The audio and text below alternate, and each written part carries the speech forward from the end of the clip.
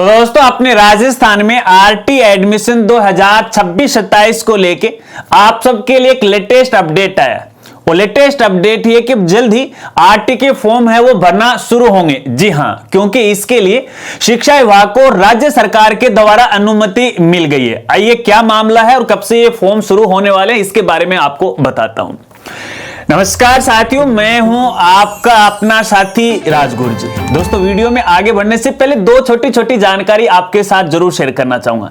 देखिए पहली बात तो है कि आपके एरिया में ठंड है वो कैसी पड़ रही है। हालांकि देखिए मैं झुंझुनू का रहने वाला हूं, मेरे झुंझुनू के अंदर है जहां पे मैं रहता हूं, मेरा जो लोकेशन है पिछले 2-4 दिन के अंदर तो यहां भैया काफी यहां पे ठंड है वो पड़ रही है, क्योंकि यहां पे बरसात हो गई है और मुझे तो बहुत ज्यादा यहां पे ठंड है वो लग रही है। आपकी बरसात हुई है कि नहीं वो कमेंट करके मुझे बताएगा। इसके अलावा दूसरी बात यह है कि हमारी जो आवाज है वो आपको कैसी लग रही है, वॉइस अच्छी आ रही है कि नहीं आ रही है, क्योंकि यहां पे देखिए हमने यहां पे एक नया जो माइक्रोफोन है वो अपने स्टूडियो के अंदर ऐड किया है, जो यहां पे देखिए फिलहाल ये छोटा सा मैं आपको दिखाना चाहूंगा। मुझे ये आवाज आपको बताना है, क्योंकि इससे पहले अपन ने थोड़े और ज्यादा महंगे वाले माइक्रोफोन यूज करते थे, तो इसमें और उसमें क्या फर्क है वो आप मुझे बताओगे, है ना। ठीक है, इसका रिव्यू देखना है तो देखिए हमारा जो टेक चैनल है जो जल्दी अपन स्टार्ट करने वाले हैं उस पर यहां पे आने वाला है। खैर कोई बात नहीं, काफी सारे ऐसे अभिभावक साथी हैं जो अपने बालक या बालिका का किसी प्राइवेट स्कूल में सेशन 2026-27 में आरटी के तहत एडमिशन करवाना चाहते हैं। बस उनको इंतजार था तो कि आखिरकार इनके एडमिशन के फॉर्म कब भरे जाएंगे। हालांकि देखिए इस बारे में मैंने पहले ही 2 वीडियो है आपके लिए नए सेशन के लिए बनाए हैं। अभी तक वो वीडियो नहीं देखा तो लिंक आपको वीडियो के डिस्क्रिप्शन में मिल जाएगा, क्योंकि उन दोनों ही वीडियो में इन आरटी के नियमों के बारे में आपको अच्छी तरह से वो समझाया गया है। ये जो दोनों वीडियो हैं आपके लिए बहुत काम के हैं, जरूर देखना, ठीक है ना। अब यहां जैसे वो वीडियो डाले लगातार इंस्टाग्राम पे अपने नीचे कमेंट में मैसेज आ रहे हैं कि सर कब से भरा जाएगा फॉर्म, कब से भरा जाएगा। तो मैंने उनको हर बार ये कहा कि अब की बार जो प्रोसेस है वो जनवरी माह में है वो शुरू होगी, जनवरी 2026 में। तो फाइनली यहां पे देखिए राज्य सरकार के द्वारा शिक्षा विभाग को अनुमति मिल गई है। अब यहां पे मैं आपको बताना चाहूंगा, देखिए जो शिक्षा विभाग है इन एडमिशन को लेके गाइडलाइन है, दिशा निर्देश है, वो टाइम फ्रेम है वो जारी किया जाता है। अब वो टाइम फ्रेम की अनुमति है राज्य सरकार से लेनी पड़ती है। जब राज्य सरकार की अनुमति मिल जाती है उसके बाद यहां पे है उस गाइडलाइन को है वो पब्लिकली कर देते। हालांकि एक बात पहले ही मैं क्लियर कर देना चाहता हूं, देखिए अभी तक यहां पे राज्य सरकार के द्वारा अनुमति मिली है, अभी यहां पे जो गाइडलाइन है विभाग के द्वारा जारी नहीं की गई है। तो ये जारी कब होगी, यहां पे अगले सप्ताह के अंदर है। अभी जो नया सप्ताह आने वाला, देखिए आज यहां पे मैं शनिवार को 3 जनवरी को वीडियो बना रहा हूं, तो 2 दिन की बात और है यहां पे, तो फिर ये गाइडलाइन शुरू हो जाएगी और लगभग यहां पे 10 जनवरी से ये फॉर्म भरना है वो शुरू हो जाएंगे। और उसके बाद यहां पे अगले माह यानी फरवरी के अंदर है लॉटरी यहां पे निकलने वाली है। इसका मतलब ये है कि आपको ऑनलाइन आवेदन करने का जो समय मिलेगा वो लगभग 1 महीने का वो मिलेगा। और उसके बाद यहां पे देखिए स्कूल के द्वारा डॉक्यूमेंट की जो प्रोसेस है वेरिफिकेशन की वो शुरू होगी और उसके बाद यहां पे 1 अप्रैल 2026 से एडमिशन यहां पे फाइनल हो जाएंगे फिलहाल की स्थिति के अंदर। साथियों आपको मैं यहां पे बताना चाहूंगा, देखिए अब की बार अपने राजस्थान में जो नया शैक्षणिक सत्र है वो 1 अप्रैल 2026 से ही शुरू होने वाला है।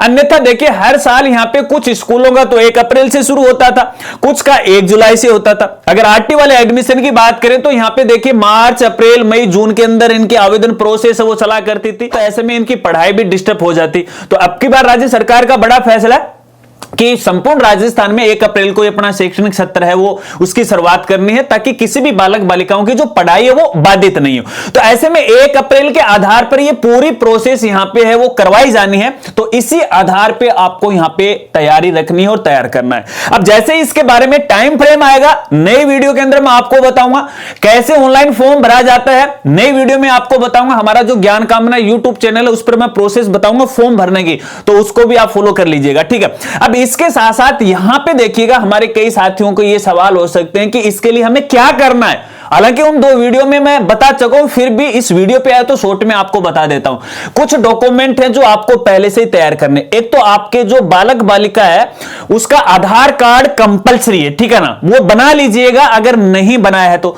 इसके साथ साथ माता और पिता का दोनों का आधार कार्ड कंपलसरी होगा, ठीक है। इसके साथ साथ यहां पे देखिएगा जाति प्रमाण पत्र है मूल निवास प्रमाण पत्र है, और आपकी यदि आय के आधार पर आप ये आवेदन करना चाहते हो, जैसे SC ST के अलावा दूसरी कैटेगरी आपकी है और आपकी सालाना वार्षिक आय 2.5 लाख से कम है, तो आय प्रमाण पत्र आपको यहां पे बनाना अनिवार्य होगा। अब यहां पे जो मूल निवास और जाति प्रमाण पत्र है वो बालक बालिका के नाम से बनवा लीजिएगा, यदि अभी तक आपने यहां पे नहीं बनवाया था।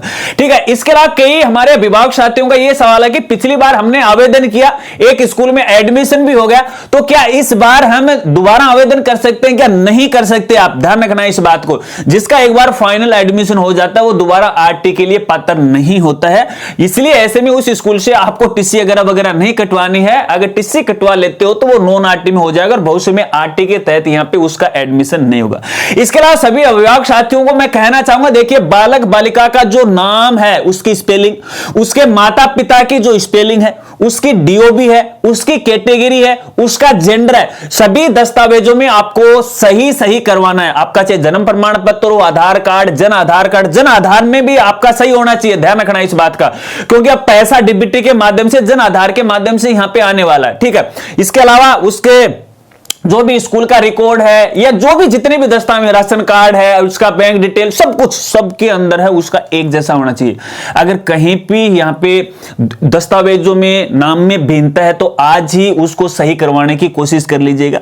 यहां पे रही बात एडमिशन की, तो 2 क्लासों में यहां पे होने वाले हैं, एक तो डबल P3 के अंदर यानी पूर्व प्राथमिक कक्षा के अंदर है, और एक फर्स्ट क्लास के अंदर। डबल P3 के लिए यहां पे जो एज रहने वाली है वो 3 से 4 साल के बीच में होगी, और फर्स्ट क्लास के लिए यहां पे जो एज होगी वो 6 से लेकर 7 साल के बीच में होगी, ना एक दिन छोटी ना एक दिन बड़ी। अगर ये है तो आप प्रोसेस कीजिएगा। और यहां पे कई अभिभावक साथी अपना दिमाग लगाते हैं, तो दिमाग मत लगाना, क्योंकि इसके लिए आपको कई स्कूल वाले भी राय देंगे, कई जो ई मित्र वाले कंप्यूटर सेंटर वाले भाई हैं वो भी आपको राय देंगे कि भी ऐसा कर लो कि भैया एक दिन ऊपर हो गया या एक मंथ ऊपर नीचे हो गया, यहां पे 1 अप्रैल को काउंट होगा। ठीक है ना, अभी अपनी जो अप्रैल 30 मार्च आने वाला ना, 30 मार्च तक यहां पे है इसकी एज होगी, बाकी इसमें आगे छूट दी जाएगी तो वो बाद में देखेंगे जब गाइडलाइन आएगी। फिलहाल ये आधार आप मानिएगा।